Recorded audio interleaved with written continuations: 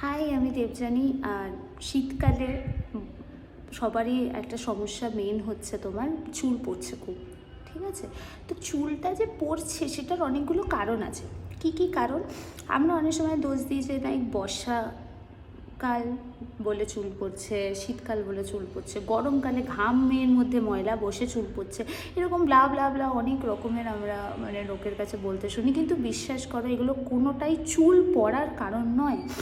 কেন কারণ না আমি বলছি, কেন কি তোমার যে যে গরমকালে চুলটা প্যাচ প্যাচে হয়ে যেতে পারে, শীতকালে ড্রাই হয়ে যেতে পারে, ঠিক আছে, কিন্তু এইগুলোর জন্য তোমার অ্যাপিয়ারেন্সে প্রভাব পড়বে, কিন্তু সিভিয়ার হেয়ার ফল কখনোই হবে না।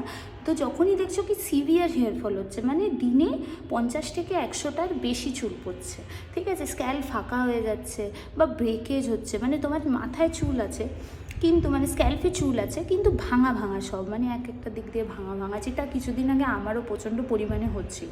তো আমি অনেক রিসার্চ করে দেখেছি কি রিজন অনেকগুলো থাকে।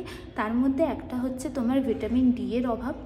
ঠিক আছে, এবার ভিটামিন ডি কিন্তু আমরা সূর্য থেকে পাই বটেই, কিন্তু সবসময় পাই না। যেরকম শীতকালে কিন্তু রোদের মধ্যে ভিটামিন ডি এর পরিমাণ একদম কম থাকে, পাওয়াই যায় না বললেই চলে। প্লাস সব সময় পাওয়া যায় না, যেরকম দুপুর 11টা 12টা এই টাইমে তুমি যদি বেরো আর এক্সপেক্ট করো কি সূর্য তোমাকে ভিটামিন ডি দিচ্ছে, বা স্নান করে উঠে তুমি রোদ পোহাচ্ছ, না, তুমি ভিটামিন ডি পাচ্ছ না।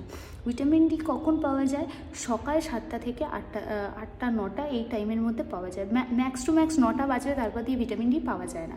ইউভি রেস চলে আসে, আরও বরঞ্চ স্কিনের ড্যামেজ হয়, চুল ড্যামেজ হয়।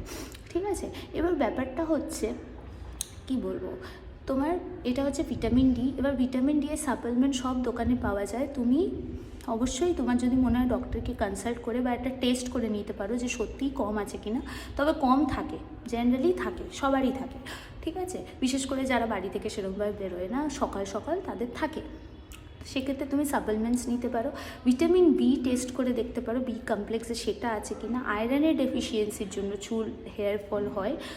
প্লাস জল কম খেলে চুল হেয়ার ফল হয়। জল কম জল তো ইলাস্টিসিটি প্রোভাইড করে, তো তখন কিন্তু তোমার ব্রেকেজ হবে জল না খেলে। এবার কতটা পরিমাণে জল খেতে হবে সেটা আমি ক্যাপশনে মেনশন করে দেবো, কতটা পরিমাণে প্রোটিন খেতে হবে সেটাও আমি মেনশন করে দেবো ক্যাপশনে। ঠিক আছে, আর যেই জিনিসটা বা যদি বুঝতে না পারো আমি আর একটা ভিডিও বানিয়ে দেবো, সেটা তুমি পার্ট 2তে গিয়ে দেখে নিতে পারো। আর বাকি হচ্ছে স্ট্রেসের জন্য হেয়ার ফল হয়, কেন হয় সেটাও আমি পরে আর একটা ভিডিওতে তোমাদেরকে বলে দেবো। ঠিক আছে, তো এই কয়েকটা জিনিস মেনটেন করলে আমার মনে হয় না হেয়ার ফল তোমার কোনো দিন সিভিয়ার হেয়ার ফল হবে, নর্মাল 2-4টে পড়তে পারে।